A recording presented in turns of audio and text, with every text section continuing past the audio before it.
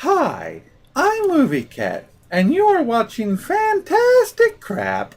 I thought it was about time that we finally took a look at a very well-known horror subgenre that was very popular in the 80s, even though this one came out in 1979, and that, of course, are slasher films. Sure, there are plenty of well-known and popular ones out there, but of course we're going to take a look at one of the lesser-known ones that aren't as mainstream, but still has built up a nice cult following. This movie is called Tourist Trap, and it stars Chuck Connors, Jocelyn Jones, John Van Ness, and Tanya Roberts, and was directed by David Smoller. As I said earlier, this film does have a bit of a cult following, and even Stephen King himself praised this movie. This movie is also rated PG, but you have to remember that this is 1970 PG and not 2018 PG. Trust me, there's a big difference here, even though this also surprised the director at the time, who still to this day thinks that is what hurt the movie from getting more exposure than what it did. Well, then it's time to give this movie even more exposure and dive deep into the twisted madness and macabre that is Tourist Trap. This being a dark, scary thriller, get ready for some moodiness, because I'm sure the opening music and credits will set up the creepy and foreboding atmosphere rather well.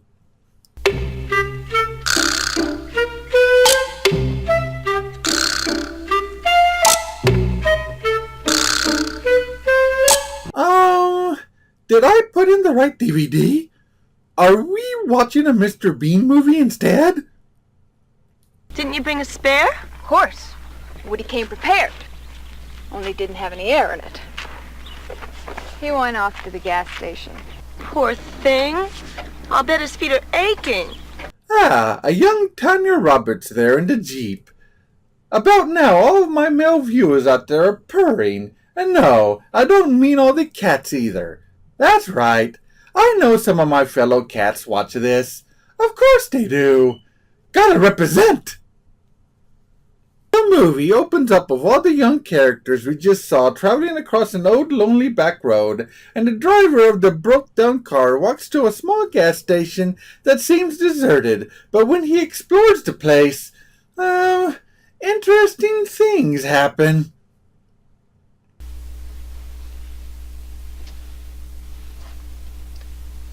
Ma'am. Oh no! He has stumbled into the Joker's hideout! Quick! Someone call Batman!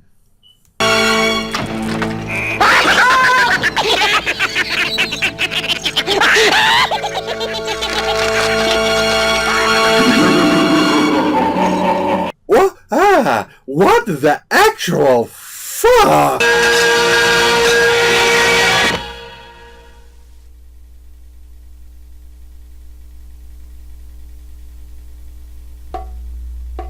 Oh, wow! What an epic death face!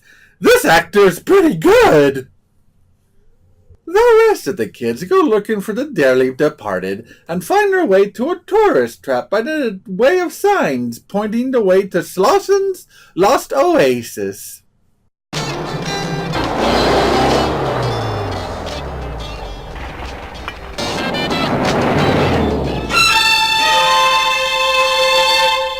Wow, so much wrong here. For starters, that sure is a real vulture on that sign. And secondly, why would he post up a closed to the public sign when he has all these other inviting signs up trying to lure people in? whatever is behind this, it is like it's welcoming them in, but warning them at the same time. X-Men, welcome to die! Since this is a horror film, the Jeep breaks down on the way and the girls find a nice water hole, and once again, since this is a horror movie, they decide to go skinny dipping. Though, believe it or not, there is no nudity here. Shocking as it may be, but not every slasher film of the time was full of titties. Though, to be fair, it seems that the director asked the girls to do it, and they all said no. Sorry, fellas. Anyway, the owner of the place, Mr. Sloshin, comes around and decides to introduce himself. This friend of yours, she a girl too? No, he's a he. His name is Woody. I can't help you. Woody. Do they also have another friend named Buzz Lightyear? Mr. Sloshin shows them his museum filled with old knickknacks and mannequins, some of them animated, and one of the girls sees a house out of a window, but he for some reason will not tell them much about it. Mr. Sloshin and the young man go out to fix the Jeep, and of course one of the women has to go check out the house, because you know, the movie needs its next victim. She checks the place out and finds that it's also full of creepy mannequins, but that's not all that is residing in there. Woody?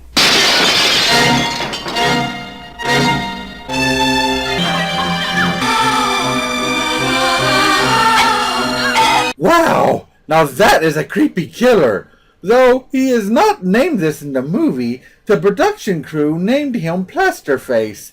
And so, that is what I shall call him from now on. Now, Tanya Roberts also decides to explore the house, and of course, she runs into Plasterface.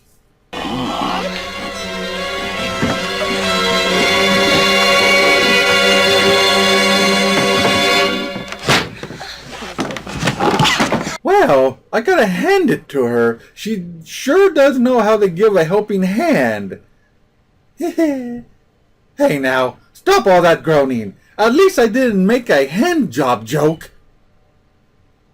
Plasterface manages to capture her, and he puts her into some basement where the other young man is being held prisoner with some other woman he had captured earlier, and it is then revealed that Plasterface is Sloshin's crazy brother. You're so pretty. No, please, not again. Why don't you like me?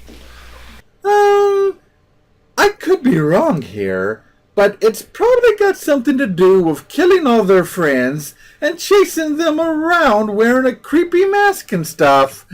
Just saying. Brother will find me. Hurry up. Hurry up. Oh, big brother.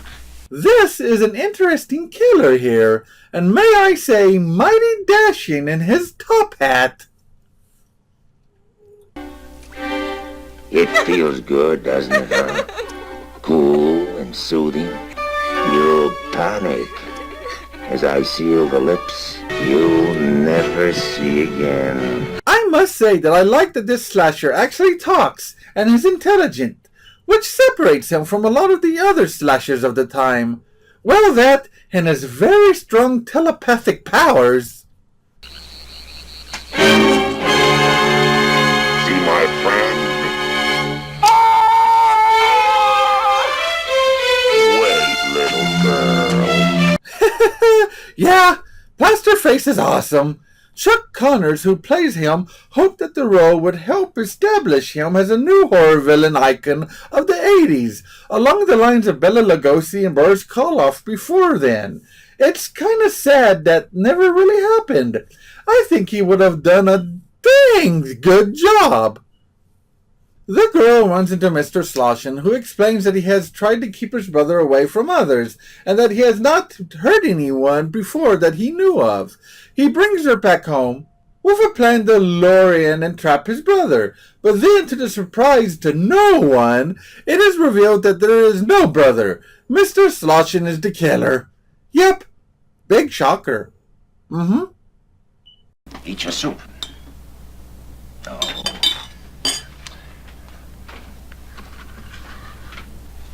How's that? Let's eat. That's what I said. Let's eat. This performance really is fantastic. Chuck Connors did an amazing job. Is it good? Oh, the cracker's good. Oh, I got to fix that. Why in the world is this movie and its villain not more well known? This kinda seems criminal. Tanya Roberts and her husband escape, but then the movie goes and does something a little too silly.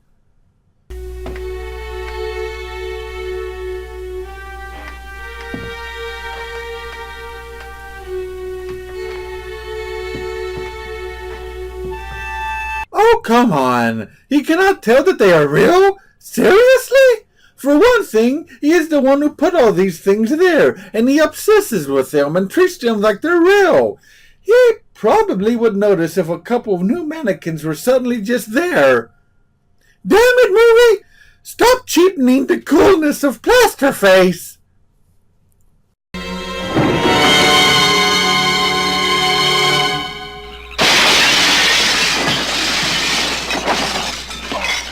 Yeah, not gonna lie, if I saw him come into the room, I'd probably do the exact same thing.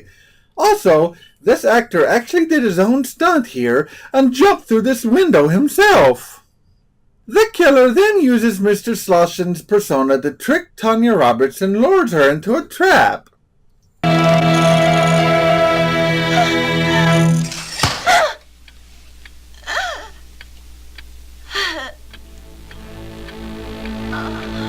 Oh, dang! Who is going to co-star in Beastmaster now? Wait a minute. Who is that? That's not Mr. Sloshin. This guy seems to have a beard. The last surviving girl then starts to slightly go crazy and see things.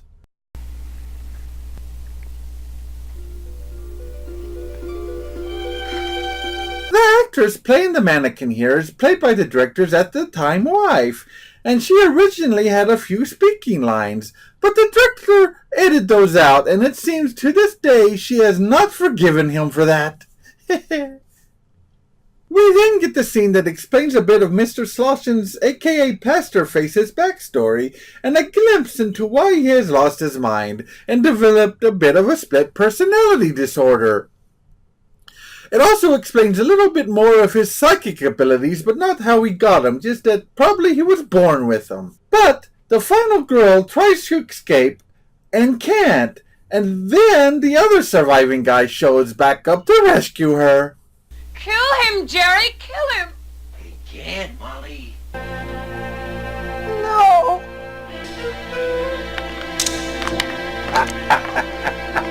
Well, he sure did make a dummy out of him. Mr. Sloshin then decides to have a dance of insanity with one of his mannequins, and while all of his other mannequins watch. And the final girl just finally loses her mind.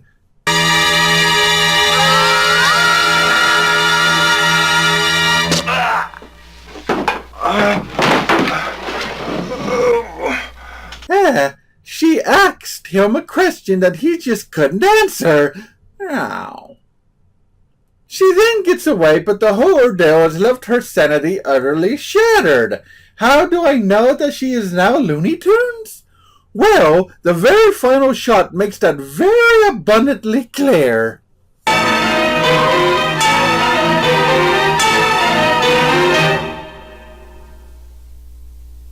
Well, talk about being driven into madness. So, that was Tourist Trap, a dark, moody, atmospheric horror film that has tons of very creepy moments and a fantastic and unique villain powered by an excellent performance. Sure, it follows a lot of the standard formulas and cliches that most slasher movies did during this time, and it sure has plenty of cheesy moments, but it still manages to be memorable and even disturbing at times. It also manages to do this without using loads of gore and nudity. Don't get me wrong, I love a good, fun, gory slasher film, but I also have to give props to one that does its job well without relying on effect-filled murder scenes. I give Tourist Trap 7 hairballs out of 10. Now, if you would excuse me, I have to have dinner with my deformed, insane brother, who for some reason turns out to be a bear and who likes to wear masks. Well, come on, Cletus, say hello.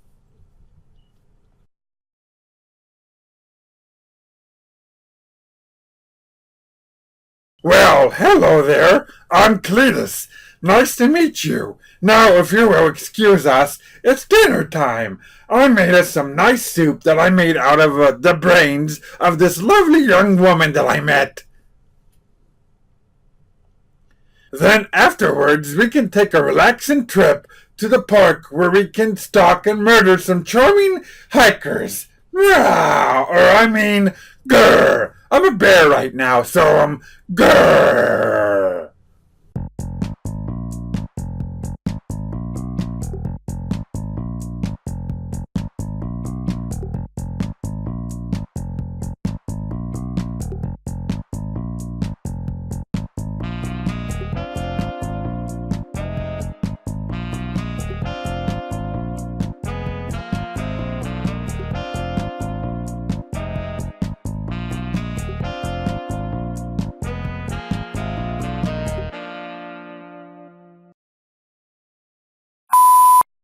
Why would he post up a closed to the public sign when all...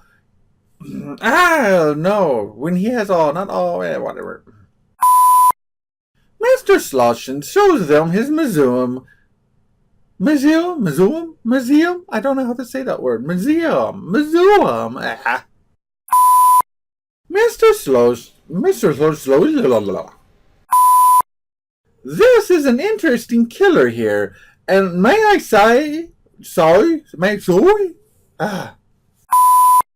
Oh, dang! Who's going to coast doobies? Then afterwards, we can take a relaxing trip to the park, where we can talk... stalk, not talk.